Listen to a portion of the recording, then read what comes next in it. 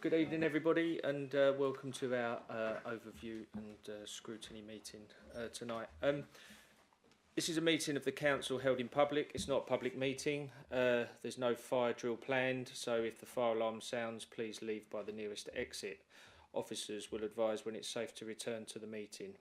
All mobile devices should be switched off or set to silent, so the meeting is not interrupted by ringtones. We are recording the meeting this evening using our webcasting system. The webcast will be transmitted live and will be available on the Council's website following the meeting. Generally, the public seating areas are not filmed. However, by entering the meeting room, do I need to? No, carry on with that. Fine. Okay, thank you. Is there any declarations of interest? So any apologies for absence? Oh, sorry. Apologies for absence first. Okay. Currently, Councillor Baggott is obviously not with us, but we will continue. Thank you. Any declarations of interest, please? No. Okay. The minutes of the previous meeting. Can we get a vote on the minutes of the meeting for being approved?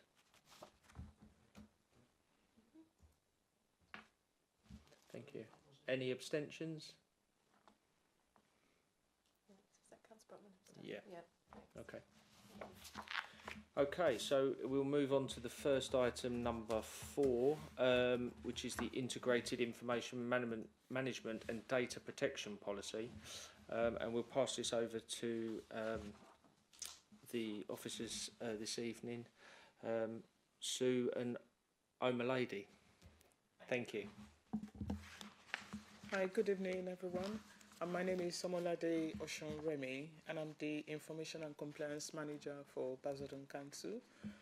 We have updated the Information Management Policy, integrating the data protection policy within the policy, because we've been receiving information or requests from the member of the public asking for our data protection policy. We did have it within the previous information management policy. However, because of the requests that we've been receiving, we thought it would be better if we can embed it, make it more embedded within the information management policy. So one of the proposals is for the Commission, obviously, to revise the policy and then provide any feedback that you may have to ensure that we're consistent and ensure handling of information across all departments, and also for the compliance with the data protection legislation, including the UK GDPR and relevant standard. Also, it would help us to improve our governance, accountability, and risk management in relation to data and information asset. Also, for this, we're looking for the Commission to support the organization-wide implementation, including staff training, updated procedure, not just staff training, obviously members training as well, strengthening our governance and integrating into operational framework. So tonight, this is why we're presenting this policy. If you have any questions, Sue and I were here for any question that you may have on the policy. Okay. Thank you very much. Has anybody got any questions?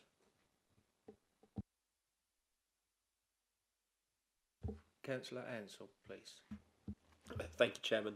Just one question regarding training. I think I'm really glad you touched on it, because there's one thing having a policy and there's one thing making sure that it's implemented correctly by both officers and members who handle residents' data, some of which can be sensitive and not just resident kind of data, but also potentially commercially sensitive or financial information. Could you provide some more information for the committee regarding the training process in terms of how regular it may be, how extensive it may be, to make sure that all data handlers or controllers are well aware of the policy and how to effectively manage it, and to avoid any data breaches and make sure, again, as you say, like bits of legislation like GDPR are upheld? We haven't put any plan in place around training. However, what we have done, we have information management and data protection toolkit online.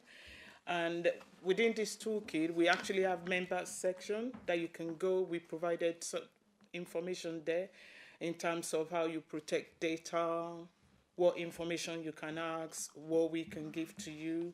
That is a rich information. We may be able to share the link if you don't have access to the link already. It's on SharePoint, and it's called Information Governance and Data Protection Toolkit. We can share the link of that toolkit later. In terms of how do we cascade this plus training, we have, I think this is part of, we have information management and data protection policy communication strategy.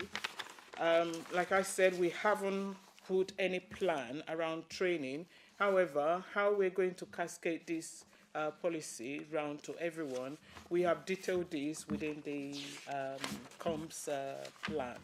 So hopefully this would help for now, but we will be in touch later as to when we have planned any training. And the training that we usually do, more tailored to individual. You can have any personal information that you would like us to guide you on, or anything relating to your role as councillors, and even if you're residents as well.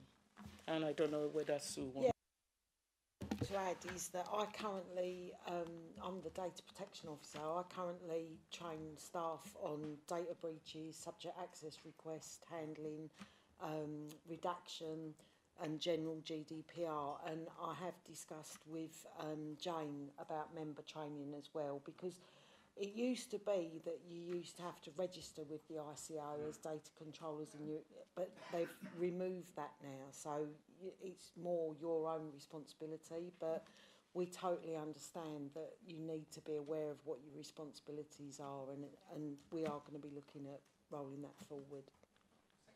Yeah, thanks. Any further questions? Councillor Baggott, please. Thank you. Thank you, Chairman. And first of all, sorry for being late. The perils of travelling by public transport. Just picking up on Councillor Ansell's point in a way, and I will be as circumspect as I can, but there have been, one would argue, a couple of quite serious data breaches in very recent times involving councillors and information that no way should have made its way into the public domain or on social media, which have. Is this policy now to actually going to remedy that? And if not, then what's the point of the policy? I think at the end of the day, we can put as many policies and procedures in place. And with what you're talking about, I don't believe that it was accidental. So if people are going to do this, they're going to do it regardless of what we've put in place. We have strengthened the data protection breaches procedure. I report every 6 weeks on the number of data breaches. I report when we have to refer things to the ICO. I do a lot of work around data protection breaches to try and prevent them. But it does add to what we've already got in place at the moment. So yeah, it does strengthen it in response. When you say you report them, who do you report them to? I report them to the Information Governance Working Group, which meet every 6 weeks, and I also record them on Pentana as well, the number of breaches reported. Thank you. I know you're always robust, Sue, so thank you. Yeah, thank you. I've got a question that could maybe follow up a little bit on that one as well. What role should this committee play in overseeing the ongoing compliance and review of this policy? I think we really want your support and encouragement with taking this forward, because it's quite a dry subject, but it's something that underpins everything that we do. We deal with so much personal data in this organisation, and when you read about the police service of Northern Ireland having a data breach which had catastrophic results because information got leaked and people had to move house and stuff, it's really vital that we put the building blocks in place So it's your support, and if you could take this forward, you know, we're as enthusiastic as we've ever been. So we, you know, unless... Yeah. What I would like to add to that is yesterday on LinkedIn, the information, should I let you? Yeah, okay. Yeah. The Information Commissioner's Commissioner actually has written to the central government and requesting on this very topic around how we manage data within public sector. And they will be writing to all local authorities very soon. So apart from us trying to put this within the policy, I mean, as you can see, the policy is not just written, just something that anyone would not be able to relate with or understand. That's why we've actually made sure that the actual corporate plan is really embedded, reading the corporate plan, understanding it and making sure that it aligns so that we're not working in isolation. So by working towards the corporate plan also shows that this policy has embedded certain aspects of what the expectations are. Within this, somebody did mention or ask for what roles are responsibility. We actually have within the appendices there, Appendix 2, we have roles and responsibility that actually relating to members as to what we expect you know, from you.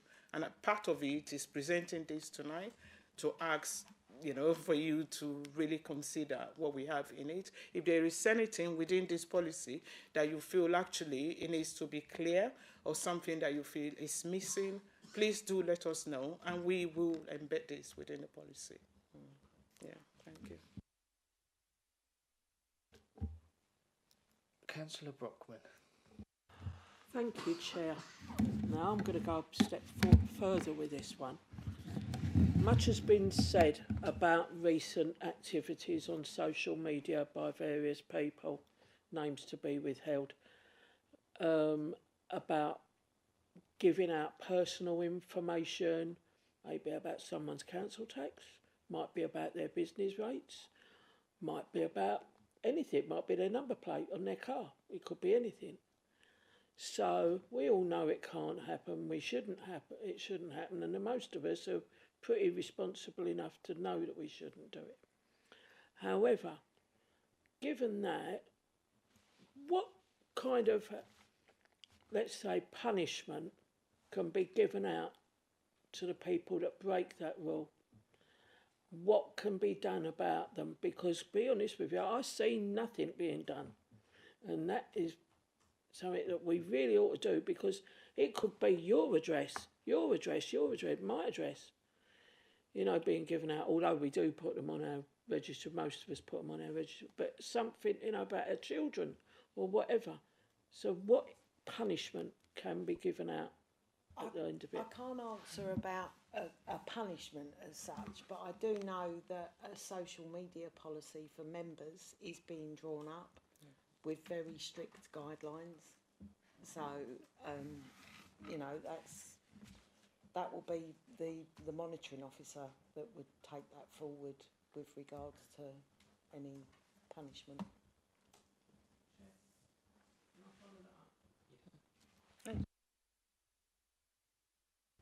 So basically what you're saying is we've had to wait all this time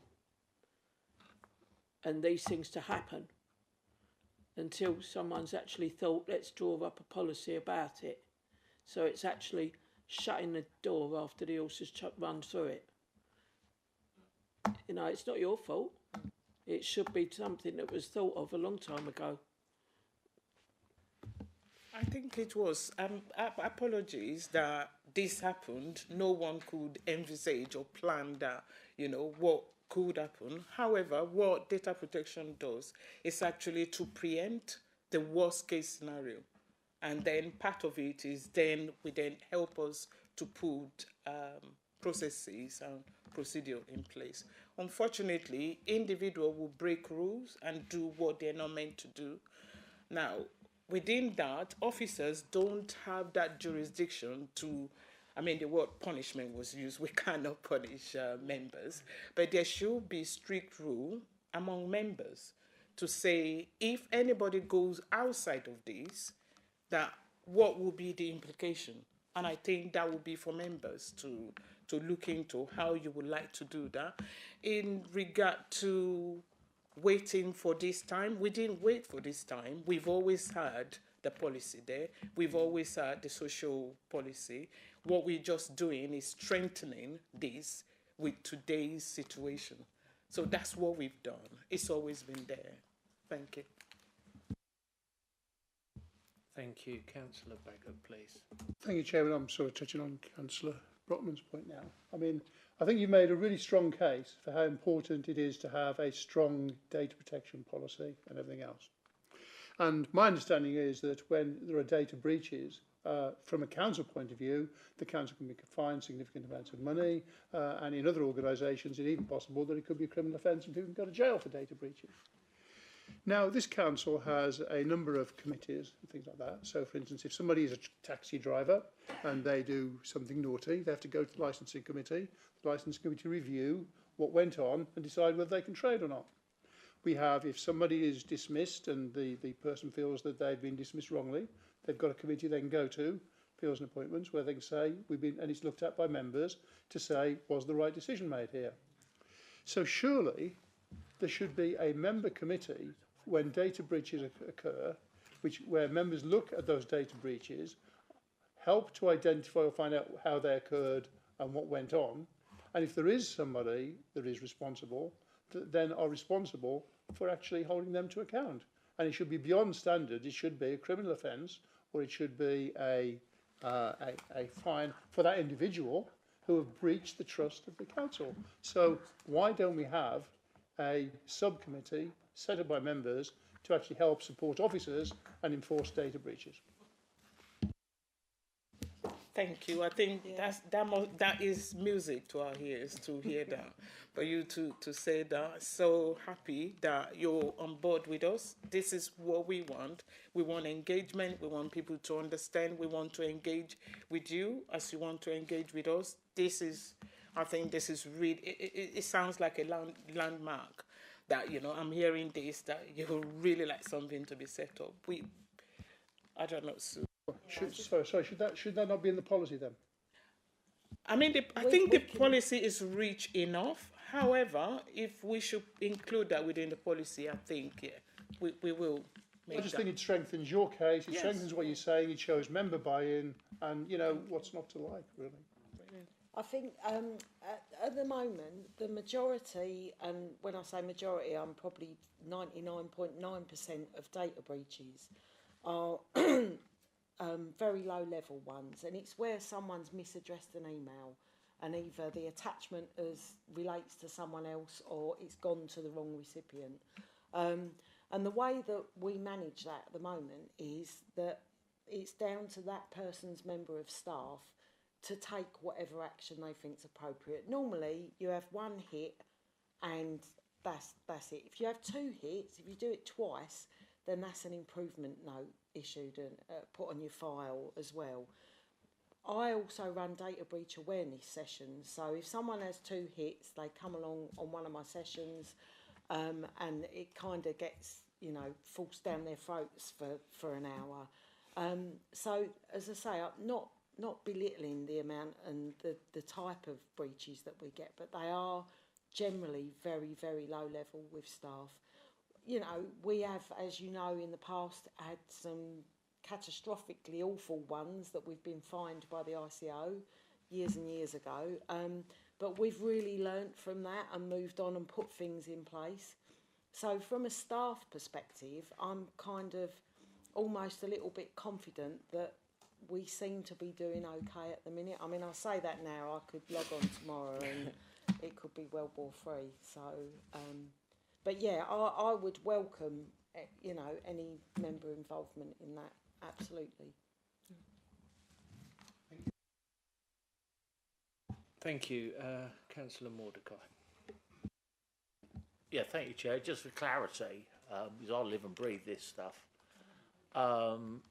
If there is a breach and the complainant makes a complaint to the ICO finds in their favour, and there is a fine, who's going to be liable? Is it going to be Basildon Council, or is it going to be the individual that's made the made the breach? If it's a member of, well, the ICO made a statement about 18 months ago, and they said that because they know that local authorities are so cash strapped that they weren't going to be issuing monetary fines unless in very extreme circumstances. But if it's a member of staff, if we can see that we've given that member of staff enough training, if they've had, you know, everything that we can do to help them with that, that would be down to a management decision.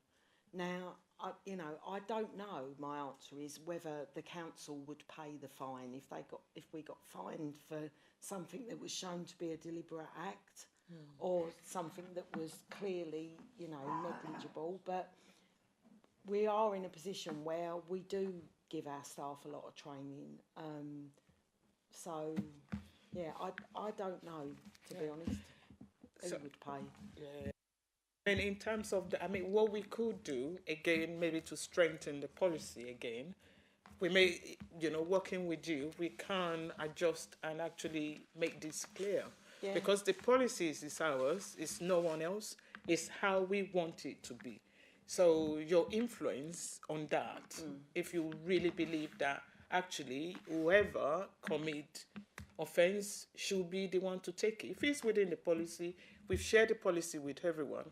When it comes to the crunch, that is what even the ICO will respect. Because when we have any data breach, what the guidance is actually, what does your policy say? So that's why we can strengthen that within the policy itself, to say that if you go against the guidance, then you're going to be on your own when issues crop up. So we can't always sat down. Councillor Brockway. Okay, so I can remember back a few years, maybe before you was here, I don't know, a certain councillor who's no longer on the council allegedly shared some paperwork from a Part 2 meeting with the local press. I think a couple of us remember that happening. And yet nothing seemed to be done about that. So this is where the problems are going, because nothing, there seems to be no teeth in any of these policies. Do you see where I'm going with that? I've actually been here 30 years last Thursday, so I don't know what you're talking about. I think, with anything with members, that's the monitoring officer's remit, and I know from experience that,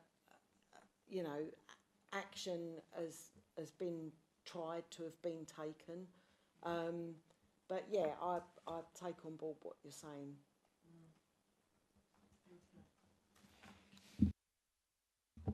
Anyone else got anything to add?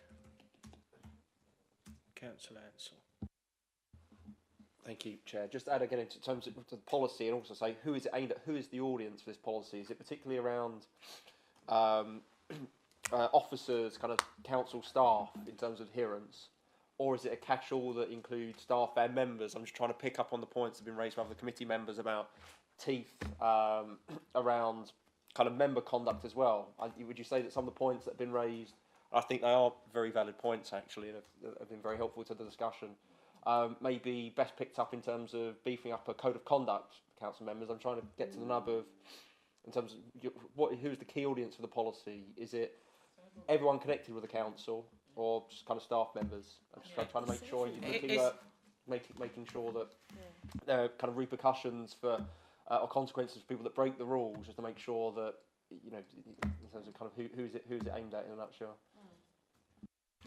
It's aimed at everyone, staff, members, including all our third-party providers, anyone that we engage with. This policy goes within the contract as well, so they have to abide by what we put in there. Thank you. Okay. If anyone else got anything they want to add? No? Okay. So that one is just for noting as well, isn't it? Okay. Thank you very much. Thank you. Okay, we'll move on to number 5 now, which is the Revenues and Benefits Corporate Debt Policy. And this is over to Rob Mensah. Thank you. Thank you, Chair. Just some background. As at the April 2025, the Revenues and Benefits Service has taken on responsibility for the housing rents for council rents, which includes former tenant arrears and a range of other fees and charges. And that consolidates these debt streams along with things like council tax, business rates and corporate sundry debtors. We're going through a full service restructure to bring the two teams together, and that's aiming for completion around mid-November, so not far off now. But what the restructure has done is it's presented us with a number of opportunities to include streamlining our procedures and our policies. There are currently 2 policies that are existing. There's a Revenues and Benefits Debt Policy, which has been in place since March 2022, and there's a Housing Rent Arrears Policy, which was last reviewed in February 2025. And the aim is that this corporate debt policy brings these 2 policies together into one. The corporate debt policy details the council's policies on billing, collection and recovery of all monies due to the council, and the debt streams included in this policy relate to council tax, business rates, corporate sundry debtors, which are council's fees and charges, housing rents, former and tenant arrears, garages, temporary accommodation fees and leaseholder charges. The policy sets out a coordinated, transparent and fair approach to debt recovery, and some of the key aims are to support our vulnerable and low-income households, those that are unable to pay, to help identify and maximise the support and benefits entitlement available to them, to protect our tenancies, the private rented and council tenancies, to facilitate a joined-up approach for our customers that have multiple debts, so rather than chasing them for a different debt in a different area, we can combine those debts and have one payment plan. To ensure that we have efficient billing and collection of the money that's owed to the council, that we take proportionate enforcement action, including legal proceedings where necessary. We ensure that there is transparency for our staff across the consistency of collection across all of the debt types, and we adopt best practice across the service. So the corporate debt policy is set out in enclosure number 1, and members have been asked to consider the policy prior to submission to Cabinet next month. Any questions? Thank you very much. Any questions? Councillor Ansell. Thank you, Chairman. Again, thank you very much, Rob, for your presentation and the kind of comprehensive report. And I can understand, obviously, from reading the report that the policy is largely led by legislation, so there's, I suppose, only so much room for manoeuvre in terms of comments and kind of any tweaks. But I think what would be helpful, I think what would be beneficial to know, and I understand there's only so much you may be able to say in this setting, would be around kind of debt and recovery levels almost year on year, in a way to understand kind of how sustainable is the policy and whether it strikes the right balance between being robust and being compassionate. Yeah, so the debt levels, when we look at things like council tax and business rates and rents, we look at the current year that's being charged and all previous years' arrears. Previous years' arrears are at a level that's increasing every year because the current debt goes on to the previous years. And current debt we have performance indicator targets for. So for argument's sake with council tax, we look at a 97.5% collection rate in the year, within that year. So it's quite high, but obviously that 2.5% can still be quite a substantial amount of money which goes onto the previous year's arrears. What we find is people either pay their previous arrears and then struggle with the current year, and this is across all debt streams, or they keep on top of current year's debt and the old debt gets lagged behind. So we end up having someone paying a normal amount each month and then a very small amount for previous years. Is that okay? And that, again, I think in terms of the policy, would you say it kind of strikes the right balance again between being robust to make sure that the council collects its debt, but also being compassionate? And I think in some of the casework I've dealt with in terms of supporting residents over the last few years, it seems that the council has been very good at being understanding and being very supportive of residents and setting in place a kind of a payment structure to make sure that debts are collected, but in a way that is kind of mindful of what kind of personal circumstances a resident may be going through.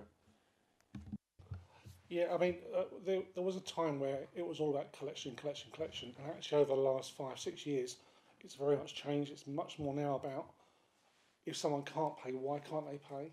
What's stopping them paying? What else can they afford to pay? You know, it gets to the point now where we actually say to people, well, actually, why can't you afford this? Well, I can't afford it because I can't afford to use a washing machine. I don't have a washing machine. I go to laundrette. So we actually source that washing machine for them. So we really do help those people now who can't pay. And we try and target people who just choose not to pay and won't pay. And that's the difference we're finding now. There's lots more support available. We have a complete outreach and engagement team. We work very close with the housing team, the homeless team. We do so much now to support our customer. It's really about that support mechanism. And once we've exhausted that, once we've exhausted the benefits that are available, the financial help that's available, just the support that's available, and then we can then look at, actually, is the debt recoverable? Or do we have to look at writing that debt off? Or actually, why they're not paying, how else can we help? Or actually, if they're just choosing not to, because people do, they don't just bury their head in the sand, they just refuse to talk to you. You know, well, you're not going to get the money from me, I don't want to pay. And it's those people we try and target a bit more with the enforcement side.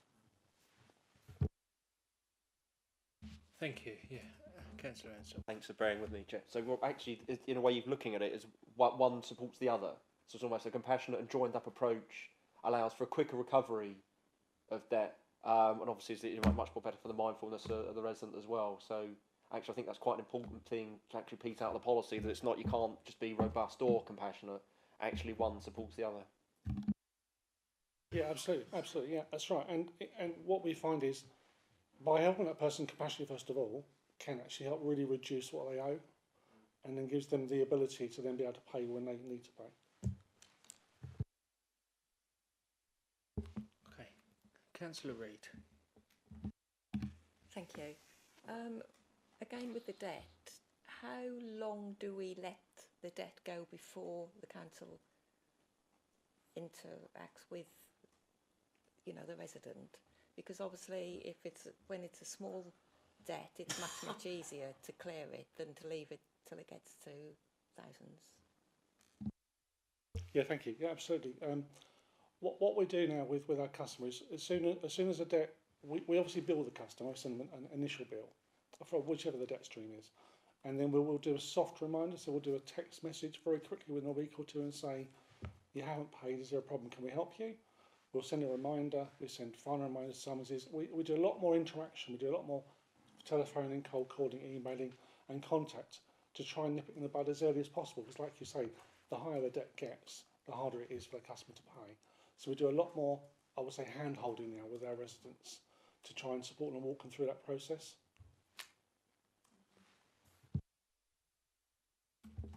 Any further questions on this at all? No? No, I haven't got anything to add on this one, really, at all. No? Happy. Again, this one's just for noting as well, isn't it? Yeah. Okay. Thank you, Rob. Number 6 we'll move on to, and that's the Revenues and Benefits Discretionary Policy, which is Rob again. Thank you. Yeah, apologies, me again. Yeah, the Revenues and Benefits Discretionary Policy was last presented in its current format to Resources and Commercial Committee back in February 2022. We've been through and reviewed it again in September this year and are not recommending any changes to the policy. The legislation stayed the same, the levels have stayed the same and the supports remained the same. In brief, the policy outlines the framework for awarding discretionary housing payments for help towards rent and exceptional hardship payments for help towards council tax and discretionary financial support for our residents that face hardship, especially when there is welfare benefits which don't fully cover their housing costs or their essential living needs. The policy helps support the risk of homelessness or severe financial hardship and helps support those households with low incomes. Again, the policy is set in enclosure number 1, and we're just asking for it to be noted that the policy has been reviewed, there are no changes, and it's been recommended to Cabinet for approval.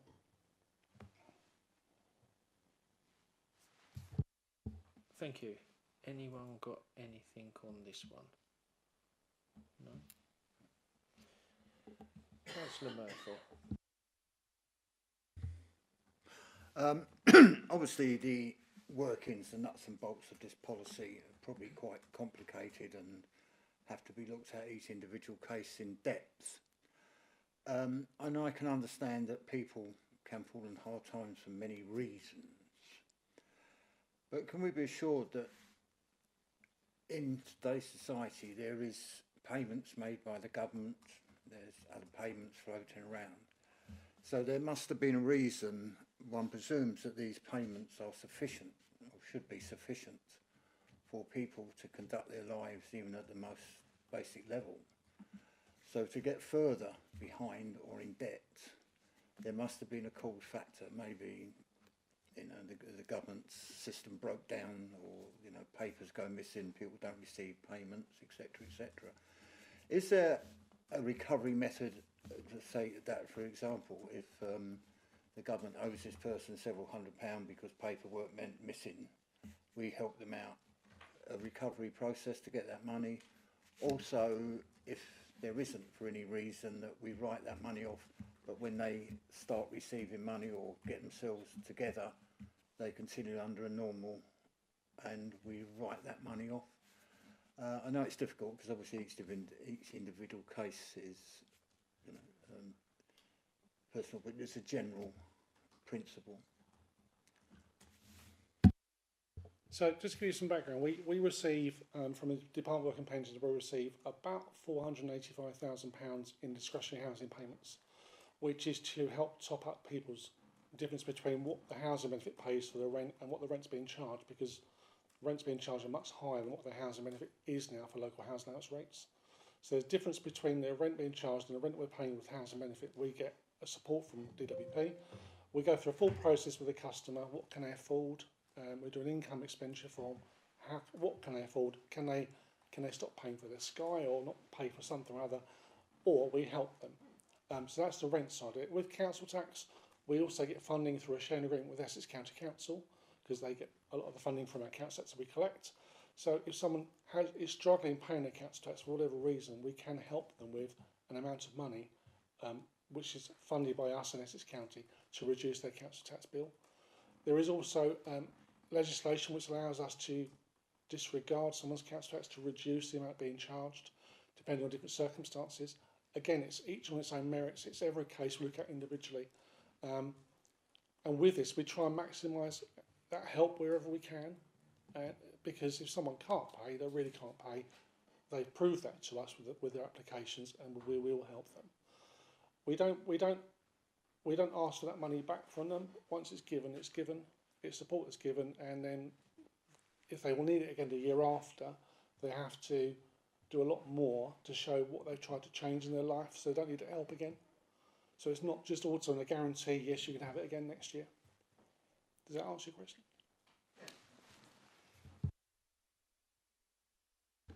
Anyone else on this? No? No? Okay. Easy ride. Thank you very much, Rob. That one's for noting as well. Okay, and we'll move on now to number 7, the work programme. Yes, please. Thank you. Thank you, Chair. Yeah, so the report is for, so it provides members with an opportunity to consider and identify items for the Commission's work programme. I refer members to page 146, which sets out the current items on the work programme going forward. And the report is asking the Commission to note and endorse the items currently identified for the 2025-26 work programme, and also consider any further items that they may wish to add. Thank you, Chair. Thank you. Okay, we'll open this up to the floor. Is there anybody who would like? Councillor Baggott, please. Thank you. Thank you, Chairman. I'm not too sure this is the work programme or not. I actually suspect it is, but it might not be, and I'll be prepared to be corrected. Members will recall that we had a council meeting recently. It was truncated, but one of the items that was quite contentious was members of the public who were concerned about the death of dogs and the procedures and everything that had gone on with regard to the death of those dogs. And you recall, Chairman, there was a little conflab outside on the foyer, between them and Councillor Brown and myself and you listened in. The upshot was we sort of agreed that scrutiny would be the ideal place at some point to actually bring their concerns, be it via a work group or a task and finish group, to say what went wrong, what could have been done better, what lessons have been learned, and actually give them a sense of natural justice and the ability for them to come and be heard. Because there was very much a frustration at the time, I think, that they felt that nobody was listening to them. And at the time, I think, Chairman, you agreed with that in principle. So I'm just wondering whether, say, it doesn't fall off the books and we can follow through on the tacit agreement we gave to those individuals on the night, that we could put the formation of that task and finish group onto the work programme as and when the police have finished their investigations and deem it acceptable to do so. Thank you, Councillor Baggett. Yes, sort of as we discussed on the evening, yes, I've had some correspondence since then as well, but yes, I'm definitely be happy to take that forward again once the police have concluded their investigations as discussed on the evening. Yeah, thank you. Thank you for raising that again. Does anybody else have anything else? No? Okay. That's it then. Thank you very much.